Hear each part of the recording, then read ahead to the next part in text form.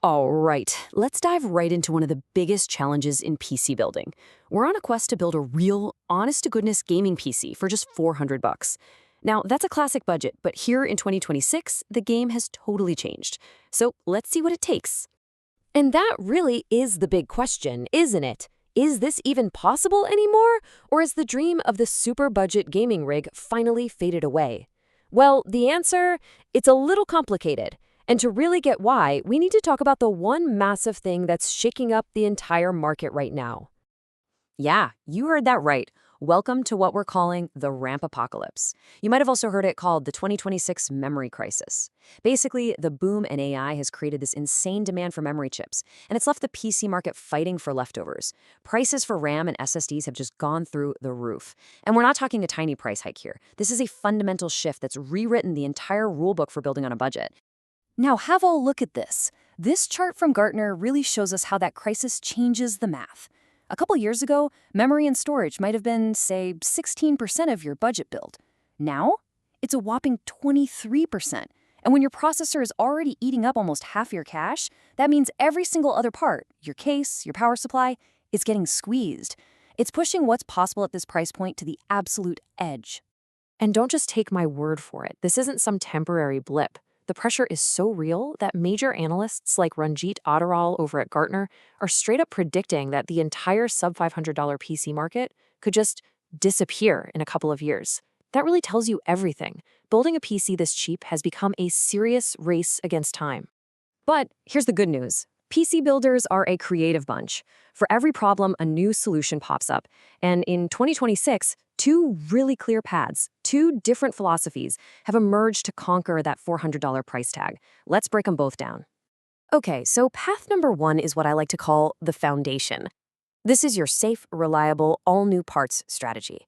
The whole thing is built around a modern APU, which is just a fancy way of saying the CPU and the graphics are combined on one chip. You're basically playing the long game, building a solid base that you can build on later. So, what's in the box? Well, the star of the show is the AMD Ryzen 5 8600G. Its built-in graphics are good enough that you don't need a separate, crazy expensive graphics card to get started. We've paired it with some speedy DDR5 memory, which is absolutely key for getting performance out of an APU, a modern motherboard, and a decent power supply. And, yep, you'll notice the price is a little over our goal, at around $462. That's a direct hit from that rampacolypse we were just talking about. So why go this route? Well, the payoff here is all about potential and, frankly, peace of mind. You get all new parts, which means warranties. You're on the modern AM5 platform, so you know you can upgrade your CPU a few years from now without swapping the whole system. And the best part? The upgrade path is crystal clear. When you've saved up a bit more, you just buy a graphics card, slot it in, and bam, you've got a seriously powerful machine. But maybe you're not interested in playing the long game. Maybe you want the most power you can get for your money today. Well, that brings us to our second path, the gamble. This is a high-risk, high-reward approach that dives headfirst into the used market to squeeze out every last drop of performance. The secret weapon here, it's all about hunting down a used graphics card from the last generation, something like an NVIDIA RTX 3060. For around 120 bucks, you get performance that the APU build just can't dream of touching. To make that budget work, we have to make some cuts elsewhere. We're going with a solid but older platform CPU, like the Intel Core i3-1210F, and cheaper DDR4 memory. But even then, we're just over budget, and the performance per dollar is just undeniable. And the payoff is instant. We're talking way, way better gaming performance from the moment you turn it on. The dedicated memory on that RTX 3060 means you can turn up your texture quality, and you unlock killer features like NVIDIA's DLSS, which uses AI to boost your frame rates. But, and this is a huge but, it all comes with one massive risk, highlighted right there. If that used GPU fails, you're on your own, no warranty. That's the gamble. So here they are, side by side, the foundation versus the gamble. The APU build is low risk, gives you decent performance today, but has a super easy path to becoming great tomorrow. The second-hand build, it's a bit riskier. The upgrade path is more limited because it's on an older platform, but it gives you legitimately good performance right now. The choice really boils down to what you care about more, future security or instant speed. Okay, that's enough talk about parts and philosophy. Let's get to the reality check. None of this matters if these machines can't actually play games, right? So how do our two $400 PCs stack up in the biggest games of 2026? Let's find out. And wow, these numbers really tell the story. In fast-paced competitive games like Counter-Strike 2 and Fortnite, both builds do great. But look at a monster of a game like Cyberpunk 2077. The APU build is really struggling, barely staying playable on low settings.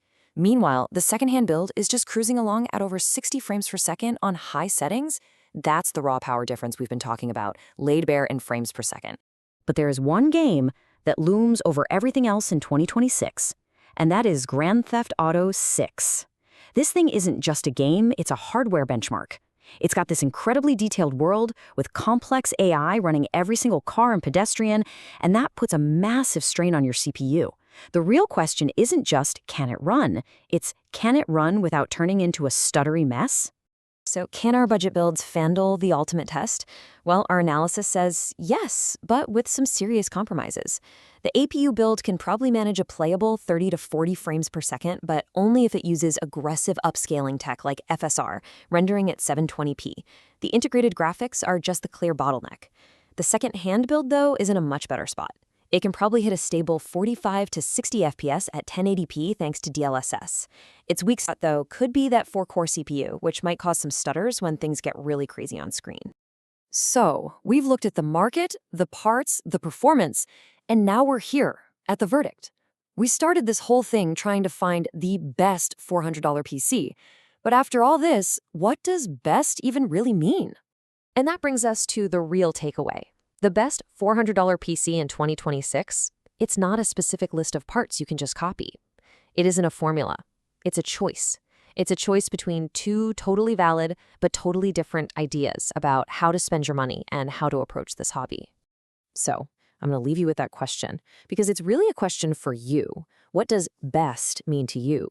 Is it the safe, modern foundation that gives you a clear path to upgrade and peace of mind for tomorrow? Or is it the gamble that gets you the absolute most gaming power you can get for your money right here, right now? The answer says a lot about what kind of PC builder and what kind of gamer you want to be.